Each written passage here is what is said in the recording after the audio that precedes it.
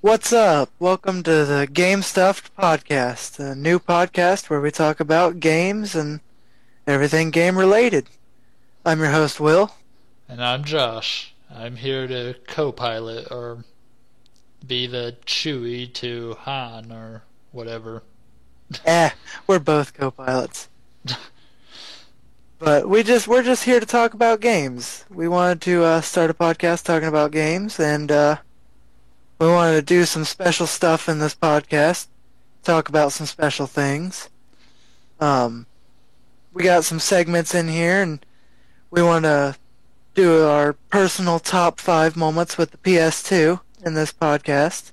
Yep.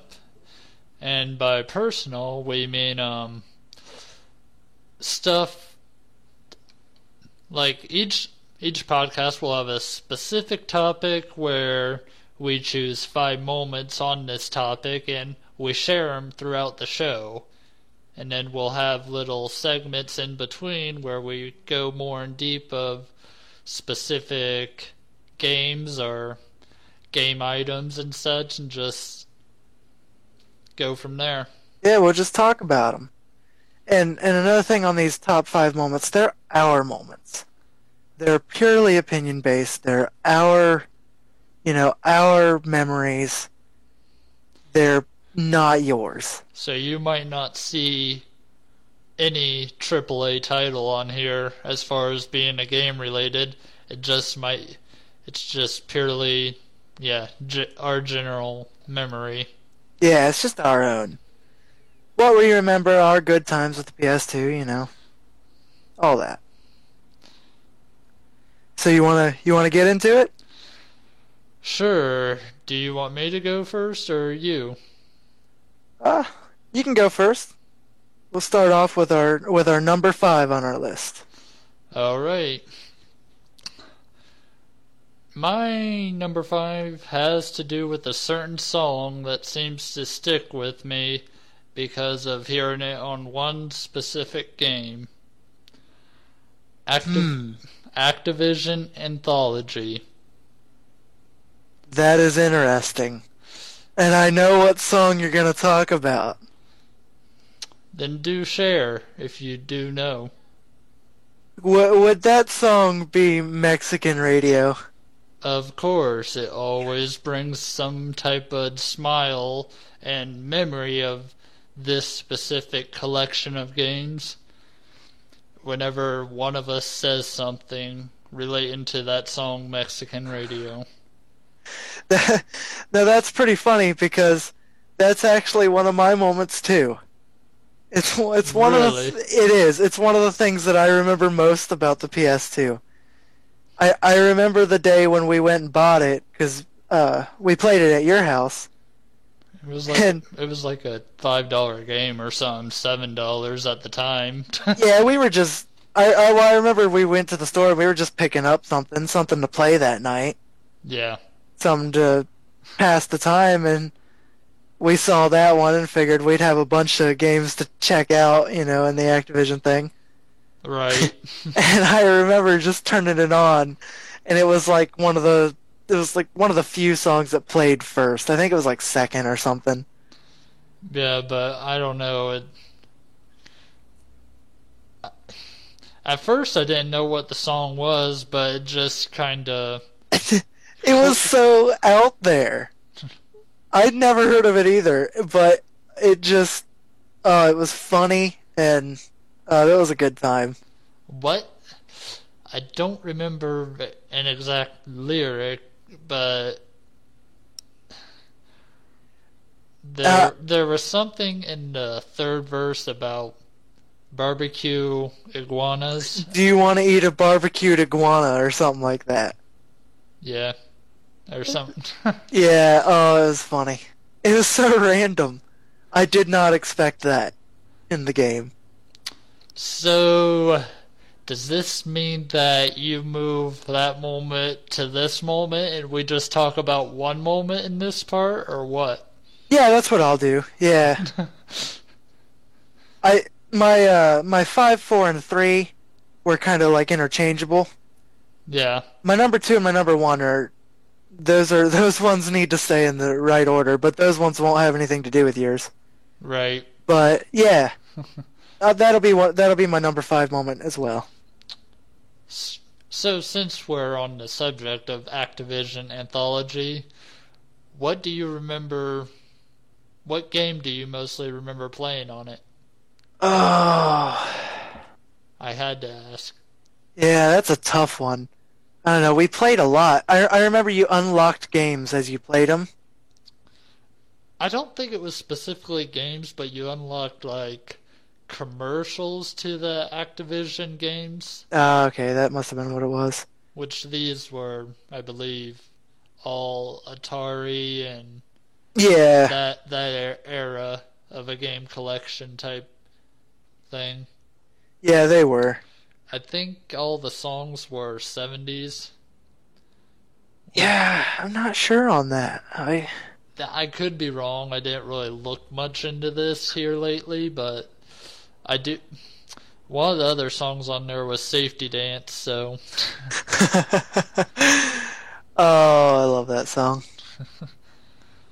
Yeah, I don't remember any.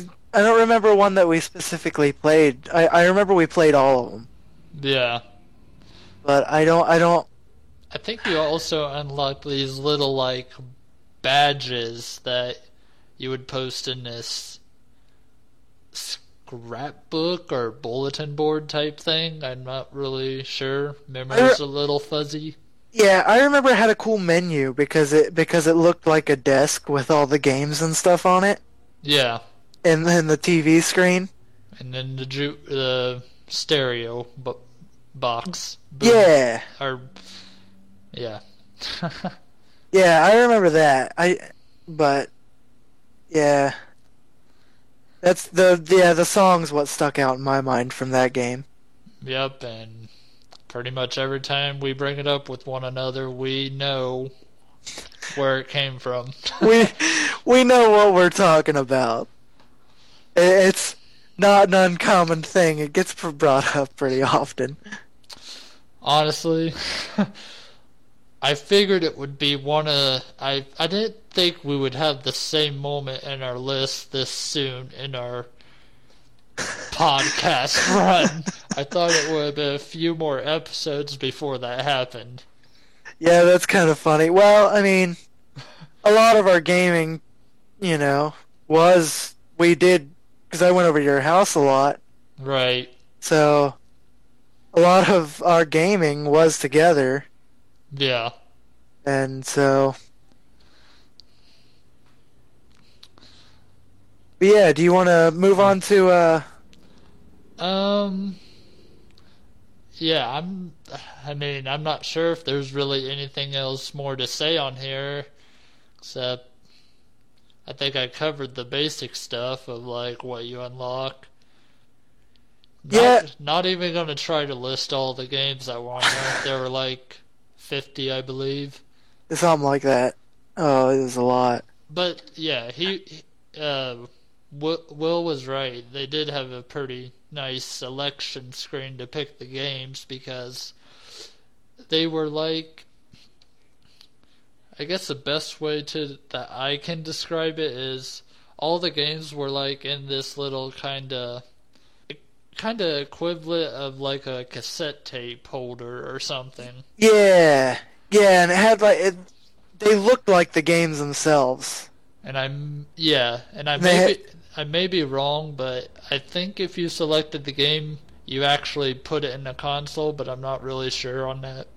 Yeah, I don't remember. I should have watched a YouTube video, but oh well. Eh, it works. I remember it being a fun game. Yeah, fun for Uh, what it was. A bit tedious after a while, but well, I mean that's how those games get. can't say all the memories were always. Well, I mean it was kind of awesome, but Yeah. Like I said, not a particularly great game though. No. Yeah.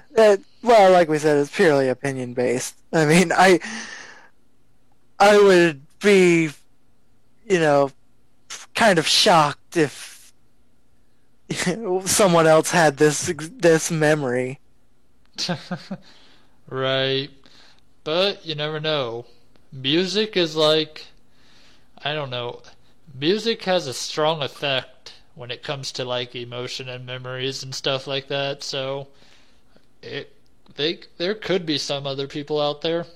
Yeah, it does. Yeah. Well, that's cool. That's awesome that we had the same moment. But okay, on to our first big segment, I guess you could say. Yeah, it's something we want to talk about. It's the segment that we're gonna call it Game Changers. Basically, the requirements of that is we're going to talk about a game that kind of Was had. innovative. Right, I mean, I don't. I guess I'm trying to say it did it the best at its time, but of course, others came out and did it better, but it was like one of the first, and it did it best as one of the first, I guess you could say. Yeah, it started something, and it Right, without it, you know, without it, who knows where we would be. right. And that first one that we want to talk about, Is, well, Dragon Quest. Art, aka Dragon Warrior for us US people. Yeah, and the reason we want to talk about it is it's considered one of the pioneers of the RPG genre on the console.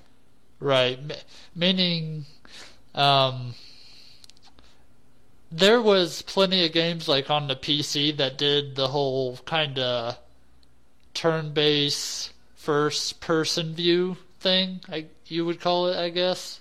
Yeah, But as far as video game consoles, this was kind of it, hasn't been really done. And yeah, before this time.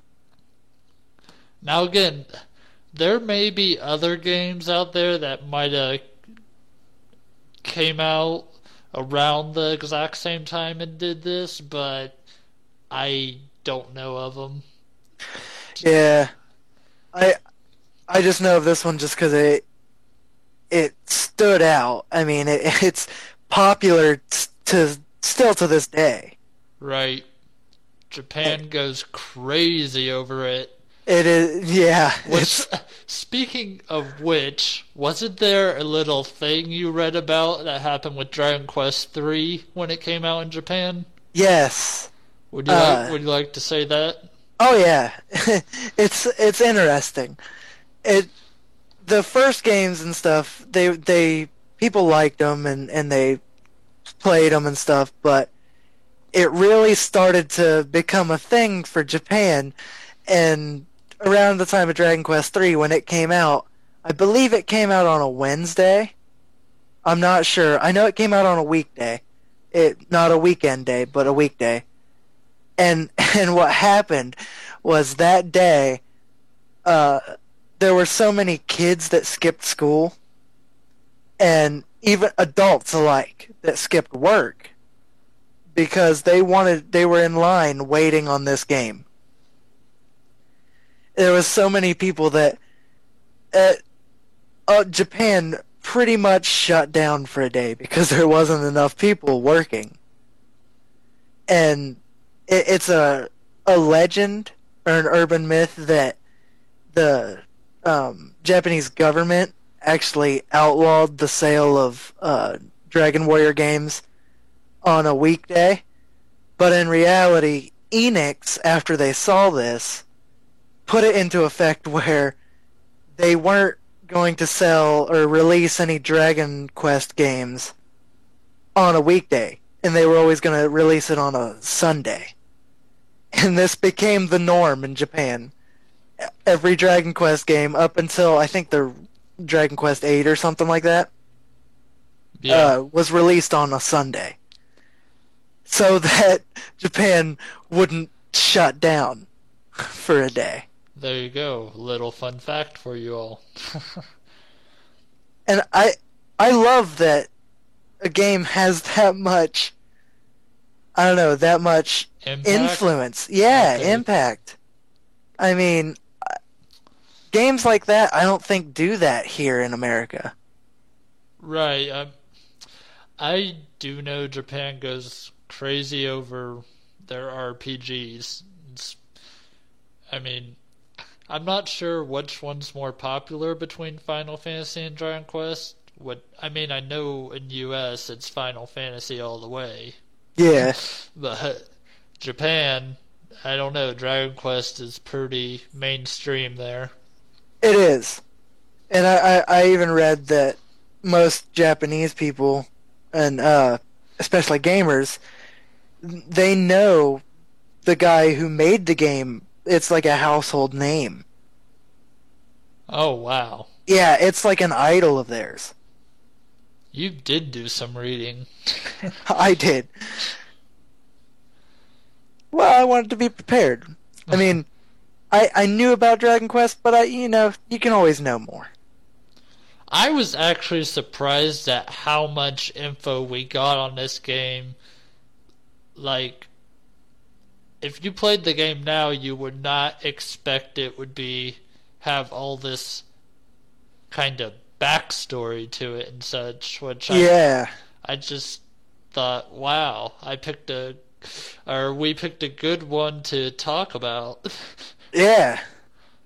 I I think it's interesting that well, Dragon Quest came out in 1986 for the Famicom, and then it had a long time before it was about, converted to English. about 4 years, I believe. Yeah, three. I think it came out in 1989 in North Oh, America. right, right. But My bad. that's all right.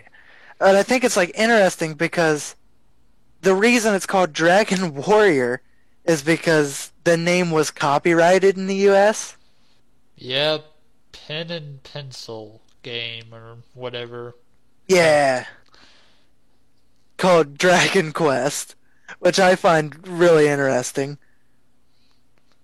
So they had to change it to Dragon Warrior, which I don't know. It didn't really do well in the U.S. Yeah, not as well. But I mean, you can still see that today with most RPGs. Right. I mean, they have a fan base, but how many people are die-hard turn-based RPG fans in the U.S.? Well, I mean, there's a lot, but like I said, most of them are with Final Fantasy.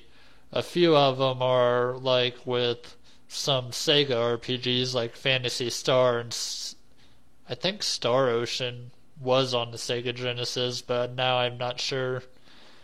Actually, Pokemon. Wait, what? Pokemon. Oh, That is a big one in the U.S. okay, yeah, that's true. Yeah, but I, So, yeah, I think it's interesting that this game has so much that you wouldn't know. You wouldn't even think about it having that much to it. right. I mean, the story itself, like, I can't even remember if the actual bad guy had an actual name. I guess I should have looked into it more, but Yeah. he's referred to Well, as the Dragon Lord. right. Yeah, that's the only name I could find. Okay. So he basically steals this ball of light, and you as the hero, which, while we're talking about, you get to create your hero and stuff like that, name them. And an interesting thing about the name is it alters your stats depending on what name you type in. Yeah, the names have weight. They have like on GameFAQs and stuff, um, a list of names of how to get the stats that you want, but I mean, yeah. Yeah, I saw that. The charts, like, I think each letter has a certain value or something. Yeah. But anyways, you the hero are set out to stop the Dragon Lord from taking over the world by capturing this ball of light. And one of the things that probably was another innovation, though I'm not really sure. Um, this game had it was a very sliver difference, but it had multiple endings, kind of ish. Oh, yeah, I didn't think about that. Yeah, you do not have to go and save the princess in this cave somewhere in the game. Which don't even try to do it when you first get there. You're like in this cave, you're safe all the way to the left of this area, but if you start walking right a certain amount, you'll run into this enemy, this dragon enemy, and if you're under leveled, say bye bye to the gold you have built up. I didn't know that. Yeah, let's see. I played into it. I've been playing it. I don't What have it. Well, I do have it. Actually, I do have it. I'm a what collector, sort of. Well, okay, I admit I've never beaten the game, but I've watched a couple Let's Plays of it. I'm a big Let's Play watcher. I watch tons of stuff. My problem is I usually don't have the money to play through a game. To buy a game and play through it, or the time. Especially for it's not a very long game, honestly. Yeah, I mean, okay, trying to remember. There's this one website that I came across that averages out all the different times that you can play through the game, like say if you want to 100% it or just play it casually and stuff like that. But I think it averaged around 9 hours maybe for a playthrough. Hmm. I think, I'm not really sure. I know you gotta level quite a bit. You gotta grind. Yeah. Early on, But grinding was oh, kinda tedious. right. But Before we get too far, uh, right, the changes to the ending that if you don't save the princess, I think it has to do where I don't know, it's just a very like small animation change because in the end the princess still ends up back at the castle, I think, even though you didn't save her.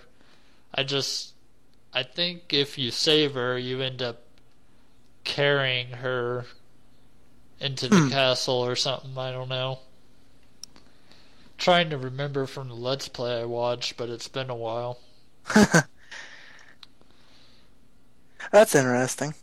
There was also some other change that I don't remember you had to do, but I remember someone saying it changed a bit of the dialogue, just a little bit at the end. Oh, really? Which I'm not listing these as facts. This is all information I came across from other people talking on the message board. Yeah, I like to read message boards. It's a good way to figure out stuff that you wouldn't normally be able to figure out. But, oh yeah, what I was going to say is while we're talking about changes, there is a quite a big difference between Dragon Quest and Dragon Warrior. Oh, right. Yeah. Yeah. So, it came out 3 years later in the US, Dragon Warrior. Well, it had improved graphics. Yeah, see, even back then, all the people in the U.S. were big graphics people. With what they could get. I mean, Kidding, but yeah. hey, you know, all those people with next gen consoles. I don't have the money for that. But yeah, it had better animations. Like Dragon Quest had a static character when he moved around, pretty much. Wait, And you said static or whatever? yeah, like you always saw the front of him, even Oh, when he was walking right. sideways. Yeah. In Dragon Warrior, he turns. You see the side of him and stuff. Yeah, they added a side and a back sprite Yeah, to actually all characters in the game. yeah, I noticed that. But I think the most interesting thing is, so the Japanese version Oh, it had a password save system. Um, you got a random password and typed it in or whatever. like Metroid. Yeah, but the Dragon Warrior one, the North American one, it featured an onboard battery pack. Or a battery save system, Yeah. which with a game like Dragon Warrior, I mean, it would really suck to have to use a password. Oh, yeah. It's You have to be really diehard to beat that game in one sitting. Right. But so the other change, they changed the artwork, which I'm not a fan of. You're talking about the box, right? Yeah, I'm talking about the box and the cartridge too. I mean, they changed the cartridge. Question: Yes. the art on the box and cartridge in the U.S. and the art in Japan, were they all done by the same art I don't person? I don't believe so. Hmm. I do not believe so. Yeah. They they look completely different. But so the Dragon Quest, in the history of it, I mean, one of the reasons that or one of the ways they wanted to make it more popular, manga comics and everything were very popular in Japan, Oh yeah. and so they thought it would people would like it better or see it as cool or whatever if it looked manga or looked like a manga. So they got the artist of Akira Toriyama, which I don't know if it rings a bell in anyone's minds or anything, but it's actually the artist that created the Dragon Ball franchise, Yeah.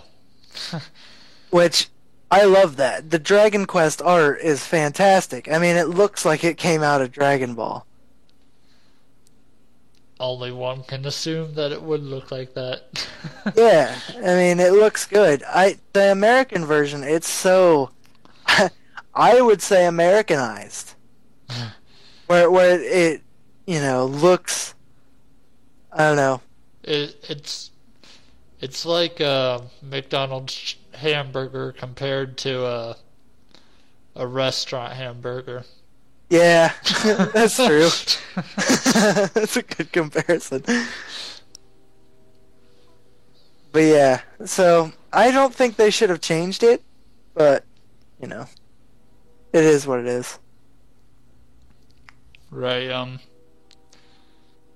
Just to add on, one of the other small what changes that went with the graphics was around the water in the overworld.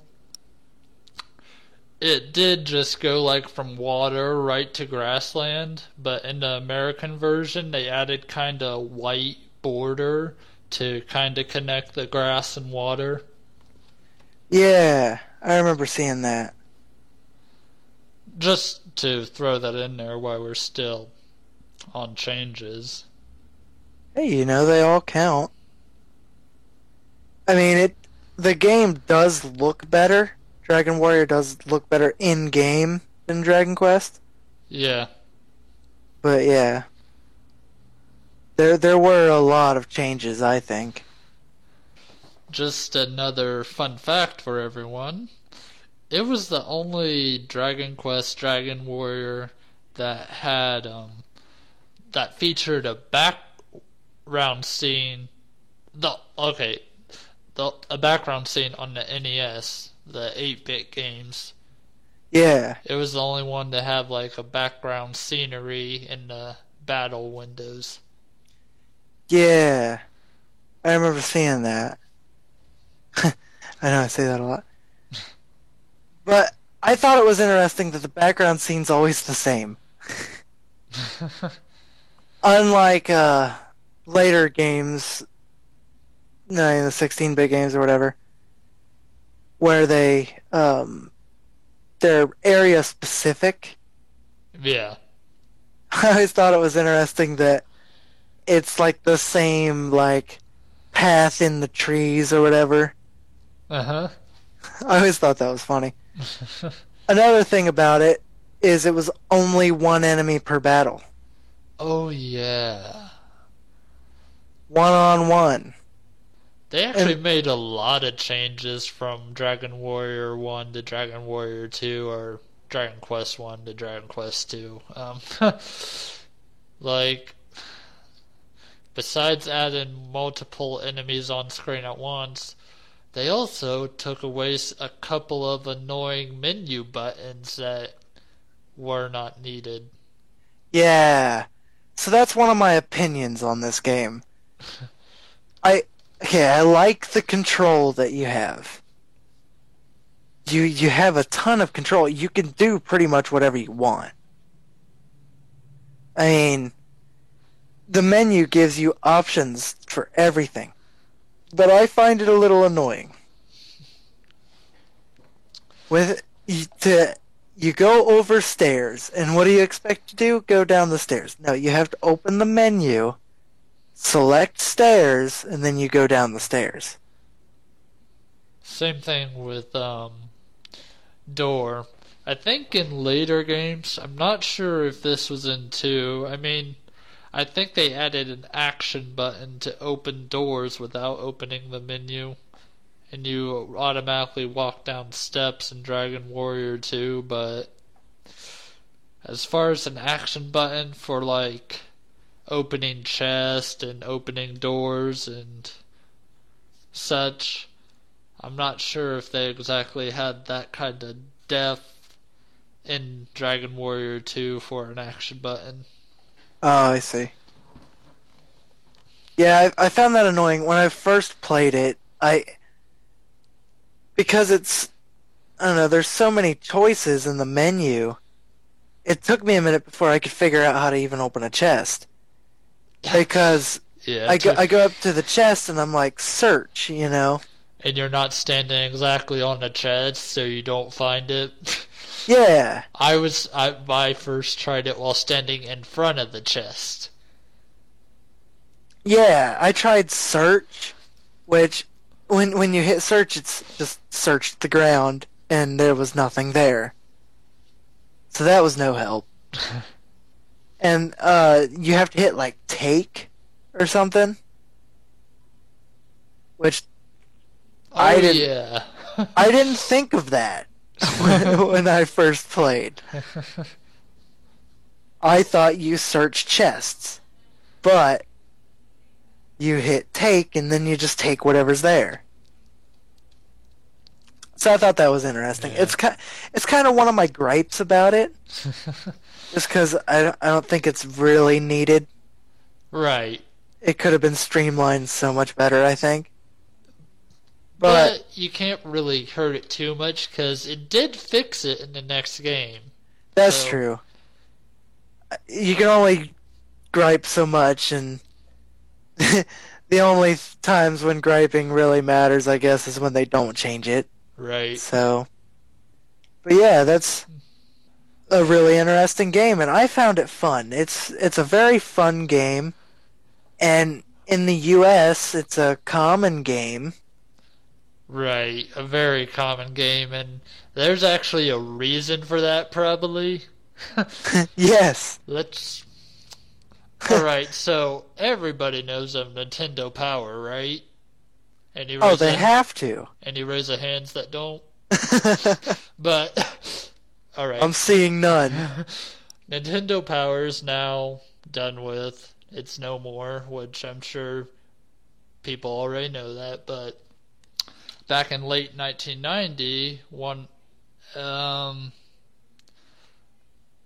I want to say it's either November or December issue. One of those. They gave away a free Dragon Quest copy with that issue, along with the Enix letter, or And, a letter from Enix. and an explorer's handbook. Right, It came with an additional handbook because it wasn't selling in North America. right. So, and this was their attempt to try to get them to get excited for Dragon Warrior 2. And what I mean by that is the letter. I actually have a screen of it, and I'll read it to you. It's kind of fairly short. Nintendo Power Dragon Warrior giveaway. As a subscriber to Nintendo Power Magazine, you undoubtedly enjoyed game playing on your Nintendo Entertainment System. We at Enix America Corporation would like to introduce our unique series of role-playing video games. For a limited time, receive a free copy of Dragon Warrior 1 and the big map for our newly released Dragon Warrior 2 Adventure with your new or renewed subscription. Then it breaks down the story of Dragon Warrior 1. In Dragon Warrior 1, you are a stranger in a kingdom of... well, I know I'm going to butcher this. I hope it's a silent E. Alfgard. Alefgard.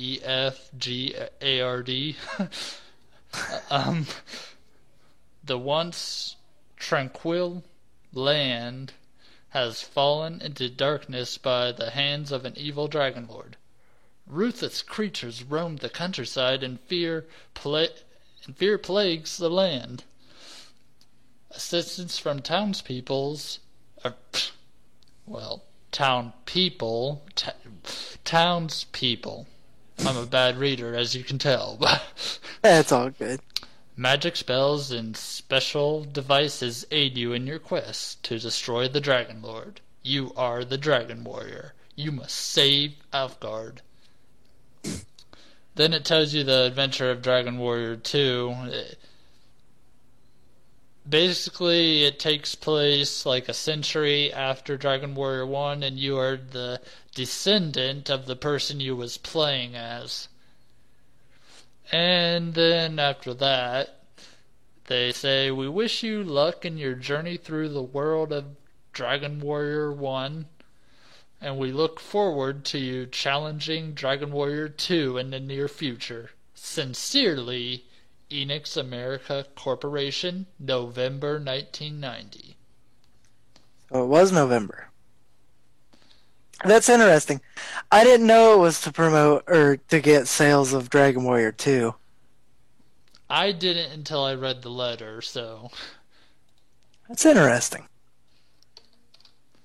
I knew it wasn't selling very good, but that's just because I think that's because they just got introduced. Well, that, and remember, the first Final Fantasy was like, it did what Dragon Quest did, but a lot better, kind of, in many ways. That's true. So, and it only came out a year later than Dragon Warrior. So it kind of got outshined. That makes sense. Yeah. But a good game nevertheless.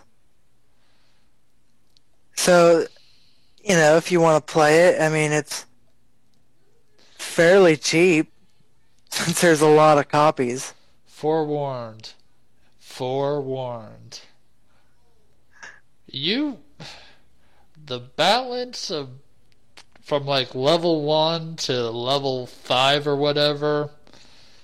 You need to keep running back to the village to sleep to restore your health or That is something. true. And Getting money sucks. especially when you die and lose half of your money. But I suppose it's not the worst thing. Honestly, though, I was kind of surprised. It didn't throw as many monsters at me in the overworld as I'm used to in old school RPGs. Like That's true. I'm used to finding it irritating, but in this I was finding it irritating because they wasn't throwing monsters at me so I can level up. I mean, there was like a 15 to 25-second gap where I was walking around and didn't get hit by anything. Yeah, that's true. And it just was weird. I like how they're in like specific areas. If you're just around the town, you're gonna get small enemies Oh, I know. low level enemies. I think I know what you're referring to. That little spot that I knew about. Yeah, there's this spot though. It makes it's a very good leveling spot. Basi- basically, when they programmed the game, they didn't. I don't know what you would call it because I just look at the overmat as kind of like a grid. It's like a few grids. They didn't put a couple of the grids in the beginning area were a part of a bigger area that was behind some mountains. Yeah, it's like the boundaries crossed over. Yeah. So you would go from facing a slime to a scorpion scorpion and such. Yeah. It was a fantastic place because it's like right from the start town. You just go down from the start town. And in a way, I mean, I know this was back then and they didn't have they couldn't produce updates and such each week to fix a game, but it's kind of nice that they don't fix little things like that. Yeah, little things that when you find, you kind of feel achieved that you found it. You know?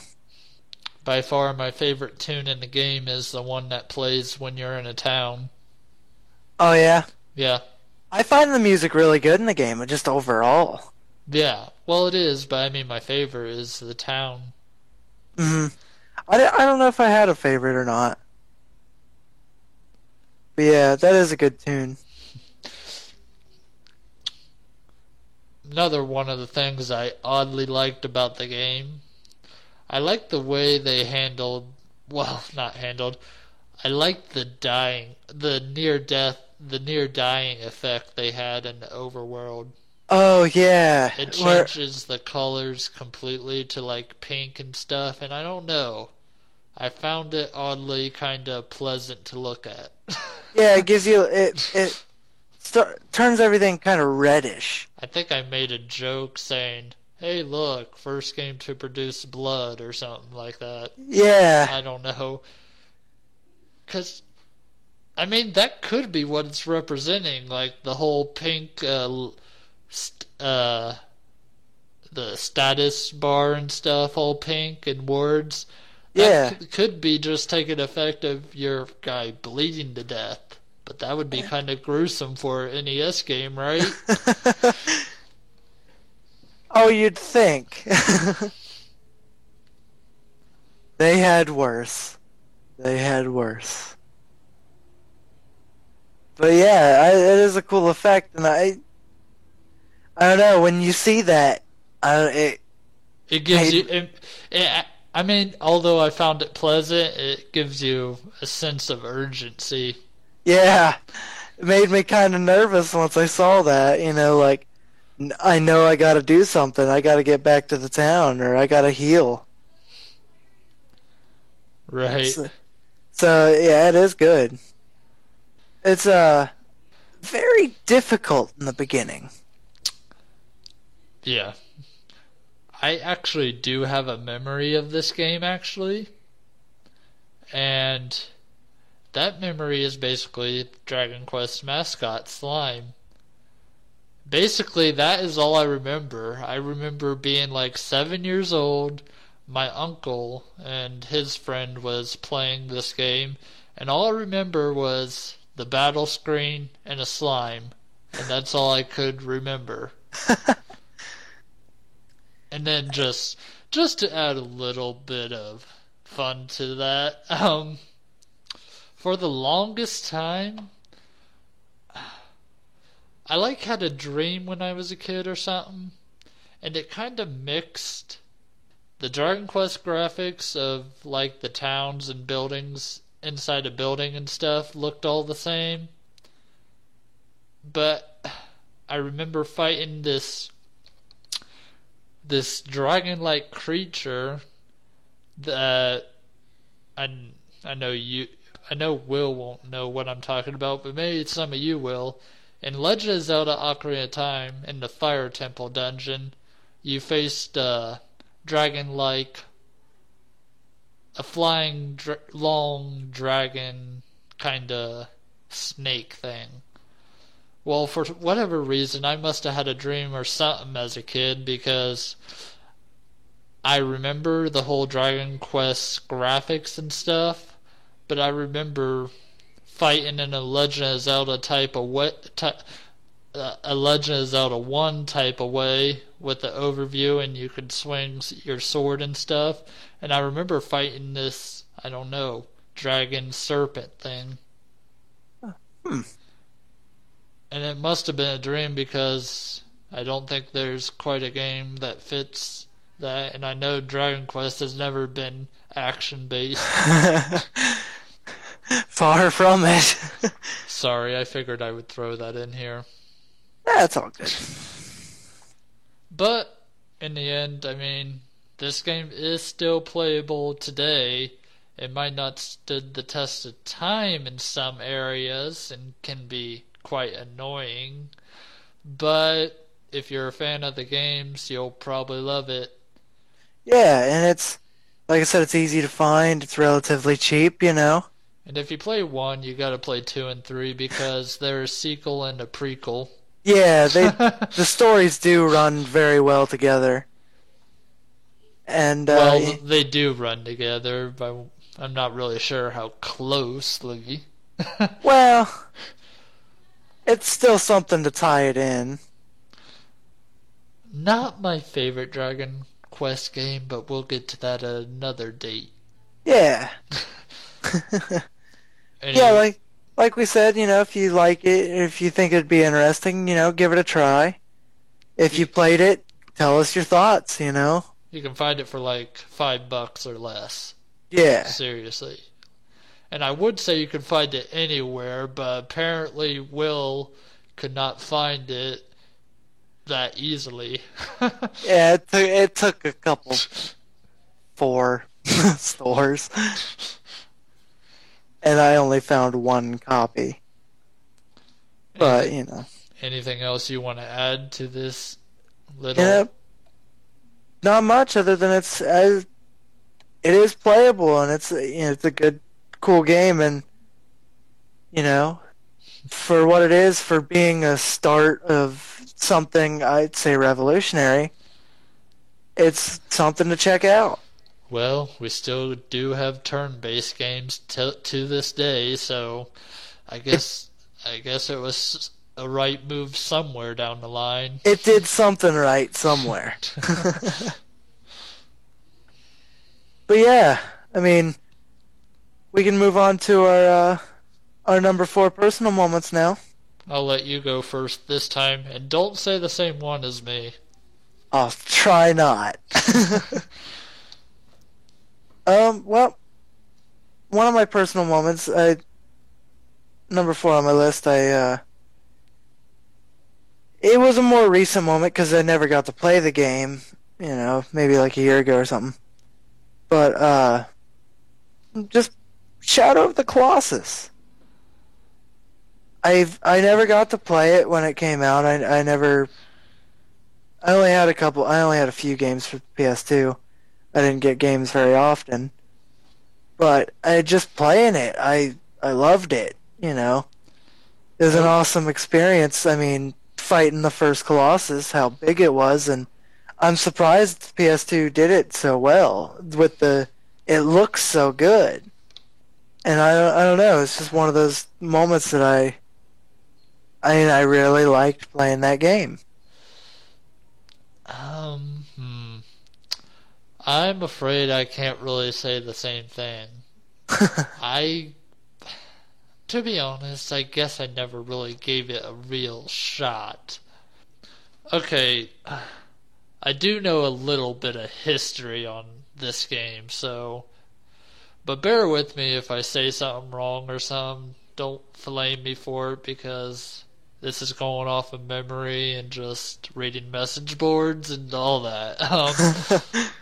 Shadow of the Colossus is actually a part of this so-called trilogy that people are still waiting for the third game on. It starts out with Ico. Yeah. Well, you really need a specific play style in order to enjoy this type of game. It's not really much like older games. You really have to use your imagination because it doesn't really give you plot points or anything for you to build off of to want to progress through the game. Yeah, that's true. Actually, the world is quite beautiful, but it is very empty other than the Colossus.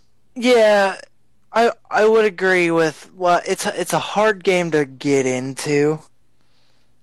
Like I said, you need a very specific play style, and if you don't like that play style, then it is a good game. I truly believe that, but I haven't gave it a real shot yet. Yeah, it's when you first play it. I mean, it's difficult and kind of overwhelming because it doesn't really guide you in any way. It pretty much just says follow the light, and you're out there on your own.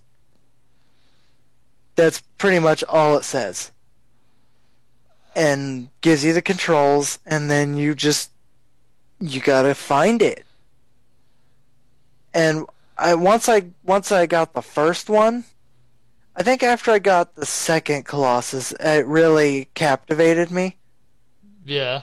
I don't know what captivated me most. I mean, I just wanted to see the next Colossus.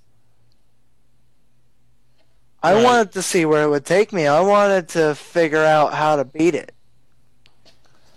If I can get into the game, I like that format. I mean, it's the same format as, let's say Punch-Out, for instance. It's boss battle after boss battle after boss battle. That's true, yeah.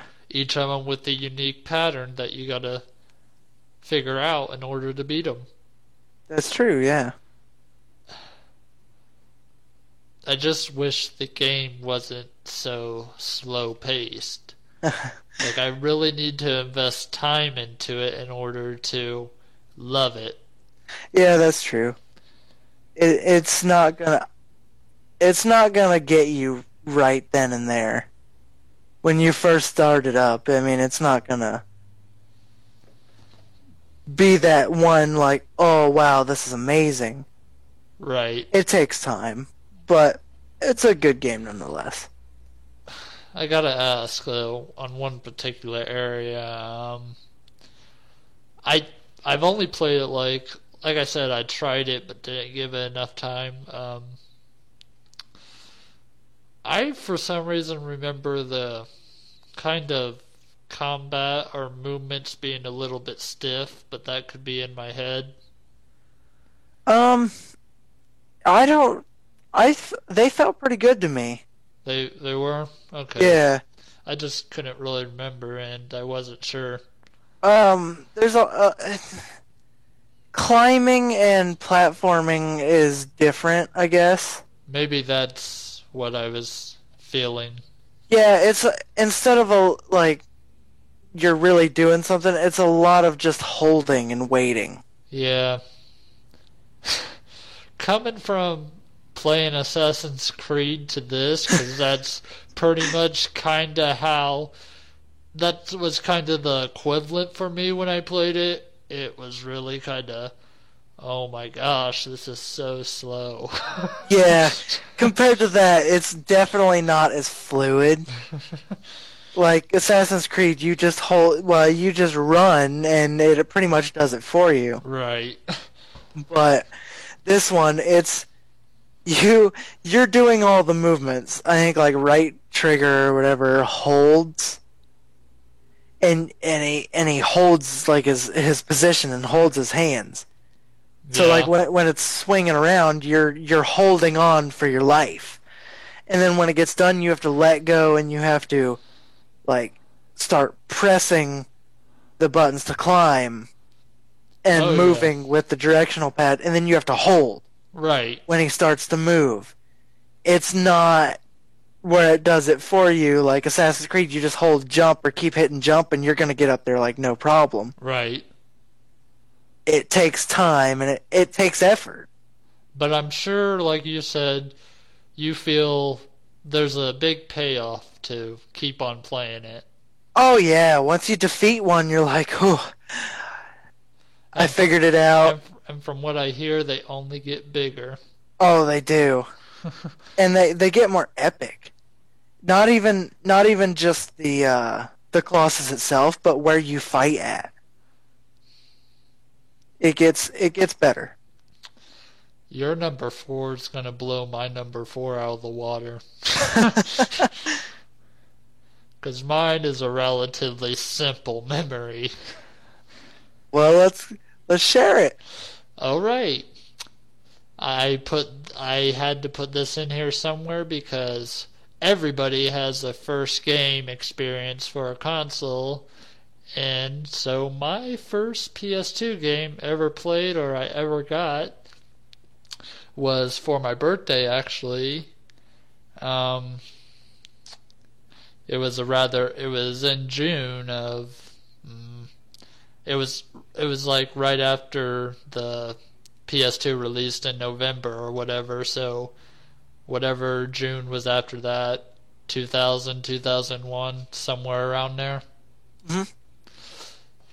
Anyways, I got a game that was oddly enough I played it. It was Tekken Tag Tournament. Yeah, I remember that. Yeah. See, I never owned really any fighting games because it wasn't really my thing. But Tekken Tag had something I wish more games had nowadays. A crapload of unlockables. Like characters upon characters. You play through the arcade, you unlocked a movie and a character. And then you play through with the secret character and you unlock another character, it seems like. And when you play as each character has an ending movie you can unlock that basically it's kind of like in Super Smash Brothers when you play through, you get a victory picture of that specific character you played through as. Except these were like little, like 30-second movies of them dancing or moving around and stuff. Okay, yeah, I remember that. The one I remember, the video I remember, is the tiger looking guy. What was it? Uh, King yeah, something. uh, Ah, it's King something. But I remember his video where he's. I think it was just called King, but That's probably right. But I remember it was like him training or whatever. yeah, That's the one I remember. I always played as Eddie. He was a breakdancer. Oh gosh, please don't let me get this wrong. I think he was Jamaican. I think. Yeah, I don't remember what ethnicity he was, but I do remember. I remember him breakdancing. But on top of all of that, the big highlight of this, Tekken Bowling. That's right. That's probably the best bowling game I ever played. I kind of remember it. I only a little bit, but I know what you're talking about. Yeah, if you throw it too overpowered, you slide down the aisle with the ball in your hand. Yeah, I do remember that. I remember trying so hard to get a perfect game because after each strike it says something like I could get up to like 4 strikes in a row. I don't remember what it says past turkey because that's 3 strikes, but it does say something, and I always wanted to get a perfect game to see what all the strikes were called in a row that you get. Because each time you got a strike, one after another, they called it something different. Like with 3, they call it turkey. Yeah. Huh. I do remember that game though. They had like a survival one where you just constantly went from fight to fight, gaining a little bit of health in between fights, but not much. And you Yeah, went until you died. there. Okay. How you never really gave Shadow of the Colossus a chance? Yeah. I'm kind of that way with fighting games. Well, I'm not saying I like fighting games that much, but this this was back when I was like, I don't know, I was young. I didn't have money to go out and buy games, so it's what I had. And when you got something back then, you played it. Oh, that's true. And I guess I can't go without saying, oh, yeah, in case anyone hasn't got this by now, spoilers throughout this whole podcast. That's true. the the boss was not that great. I don't even think she even made a return in any Tekken game after that. But your main villain boss or whatever was since you played as a team, the boss was made to be a team like thing where you faced one person, but in a sense you're facing 2 people at once, kind of. She was this, let's just say, kind of black-haired, dark, nightmarish type looking girl, and she would have this kind of floating ghost wolf always behind her. Okay, I kind of remember that. And that's what you fought. Hmm. But yeah, I don't know how it would hold up to today's standard, but I don't really want to go on a rant for this because it will last forever, but let's just say I wish games nowadays actually had unlockables. Yeah, that's like true. they did back then. Now, I realize DLC and such, but come on, it's like Yeah, Throw throw something in the game. Throw something in the game to unlock that doesn't just go right to DLC or something. yeah, give me something to work for. Don't And it's gotta be something worthwhile. I mean, some of the unlockables some games have, it's like, what's the point?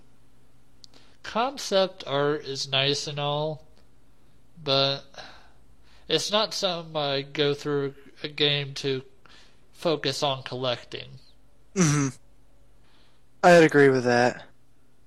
I really miss unlockables, and this game was Unlockable Fest or Us. And that was my number 4 memory. Unless you have something to add about the game, maybe.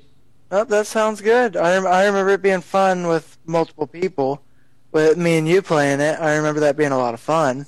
Right, But fighting games aren't my thing, and I do remember it being a really fun game. right. Um, so I looking at the time. I don't know if do you want to go ahead and do our number 3? I know we were going to talk about kind of like the historical game item or whatever. No, actually, now might be a good time to let everyone know the next upcoming releases Yeah, that's true. for, what is this? It's May, right? Yeah, that's the releases we're going for. And now on to William with the nice, exciting new releases of May 2014. Starting off the month of May, on May 2nd, Kirby Triple Deluxe and Mario Golf World Tour are coming out for the 3DS. This will hopefully hold you over till the release of Mario Kart 8 for the Wii U on May 30th. You will finally be able to fall off Rainbow Road in full HD and race 12-player online matches in futuristic hover carts. Though, you might have to tear yourself away from the long-awaited Watch Dogs coming out on May 27th. Where you will be playing as Master Hacker Aiden, using his skills to access the data of those around you, control the city, and do what needs to be done. Also coming out the same day is the Sly Cooper Collection and Mind Zero for the Vita, an RPG that will take you on a quest to find the secret of the mind, a deadly being with extraordinary powers. On May 6th, Borderlands 2 and the God of War Collection release for the Vita as well, and MLB 14 The Show on PS3 for you sports fans. If baseball isn't your fancy, don't worry, on May 16th, Minecraft will be coming to the PS3, and on May 20th, Mugen Soul Z, an RPG, and Drakengard 3, the prequel to the original Drakengard for the PS2, comes out for the PS3. Alongside those on May 20th, Transistor from the creators of Bastion is an action RPG that will take you on an adventure through a futuristic world to learn about the extraordinary and mysterious weapon you wield. Will be coming out for the PS4. Wolfenstein: The New Order will be coming out the same day. You will experience an alternate universe where the Nazis control the world, and you won't stop till you kill them all. Speaking of dictators, on May 23rd, you will be the best darn dictator you can be, on the 5th installment of the Tropico series for the PC. That's not the only thing coming out for the PC. The Incredible Adventures of Van Helsing 2 releases on May 22nd, Always Sometimes Monsters on May 21st, Killer is Dead Nightmare Edition on May 9th, and Tesla Effect, a Tex Murphy adventure on May 7th. Also on May 9th, Bound by Flame will release for the PS4, PS3, 360, and PC. Sorry, Xbox One owners. Lastly, if you like puzzle games, you can look forward to Peggle 2 coming out on May 7th for the 360, and those are your game releases for the month of May.